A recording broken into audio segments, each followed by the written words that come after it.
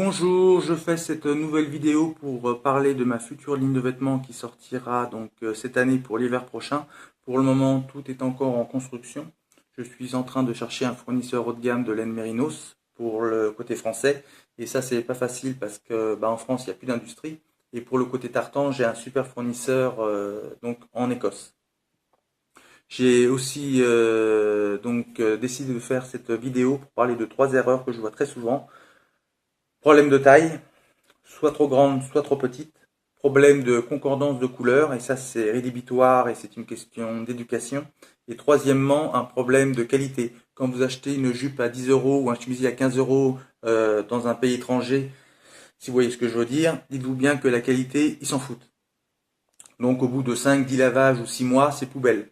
Donc moi personnellement, je fais la différence entre mon armoire pour sortir et mon armoire pour travailler. Je ne mets pas le même prix, bien sûr, pour l'une et pour l'autre.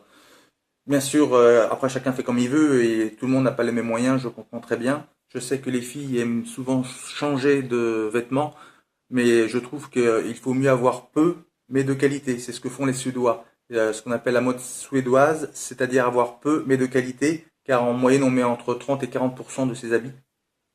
Et pareil, je n'achète pas sur Internet, premièrement parce que je trouve que ça tue le commerce, et ensuite parce que je préfère avoir affaire à une jolie vendeuse, ou si j'étais donc une femme, à un joli vendeur. Je trouve que sur le côté humain, on a beaucoup perdu. Enfin voilà, d'ailleurs, comme on disait dans les années 90, nos achats sont nos emplois.